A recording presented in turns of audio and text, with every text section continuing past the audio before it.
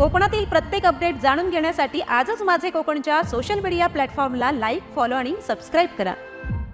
ऐतिहासिक किल्ले रायगडाच्या पायथ्याशी असलेल्या पाचाड गावामध्ये रायगड प्राधिकरणाच्या माध्यमातून अनेक कामे सुरू आहेत। मात्र ही कामे निकृष्ट दर्जाची झाली असल्याने स्थानिक नागरिकांमधून रायगड प्राधिकरणाच्या कामाबाबत नाराजी व्यक्त केली जात आहे। या ठिकाणी बांधण्यात आलेल्या शौचालयांमध्ये देखील पाणी नसल्याने शिवप्रेमींची गैरसोय होत असताना दिसून येत आहे। पाचाड गावामध्ये असलेल्या धर्मशाळेचे काम पूर्ण झाले असले तरी हे काम निकृष्ट दर्जाचे झालेले आहे। अद्याप या ठिकाणी अनेक कामे बाकी असल्याने धर्मशाळा देखील टाळे बंद करून ठेवलेली आहे। धर्मशाळेच्या एकूण दुरुस्तीवरती लाखो रुपये खर्च करण्यात आले, मात्र हे लाखो रुपये पाण्यात गेल्याची चर्चा स्थानिकांमधून उमटत आहे।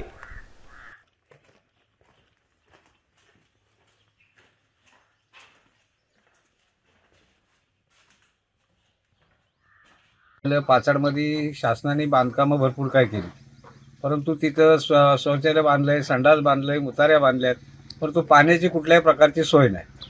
परिस्थिती अशी झाली आता पाचाडचं पाणी तसं जे बांधलेलं आहे ते आम्हाला ग्रामस्थांना किंवा येणाऱ्या पर्यटकाला पुरत नाही आणि त्यामुळे त्याची दुरावस्था झाली आहे। त्याच्यामध्ये पाणी मिळण्याची तरतूद शासनाने करावी आणि त्याचा बंदोबस्त करण्यात यावा ही आमची ग्रामस्थांची विनंती आहे। 2 वर्षापासून धर्मशाळेचं काम चालू आहे आणि काम चालू असताना पाण्याअभावी करोडो रुपये खर्च करून तिथे एकही पर्यटक आजपर्यंत करोडो रुपये खर्च करून राहिला नाही।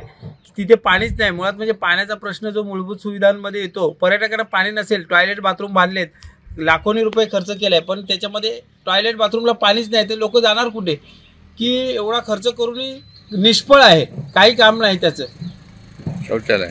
शौचालय बांधलंय पण पाणीच नाही साहेब। पाणी नसल्यामुळे तिथे काय कोण पर्यटकच राहिला नाही आजपर्यंत। शौचालयामध्ये पाणी असेल तरच यूज करू शकतात, नळाचं पाणीच नाही। ग्रामपंचायतीमध्ये पाणी 8 दिवसांनी एकदा येत आहे, तेही पाणी आल्यानंतर तिथे सुविधा नसल्यामुळे काहीच होत नाही।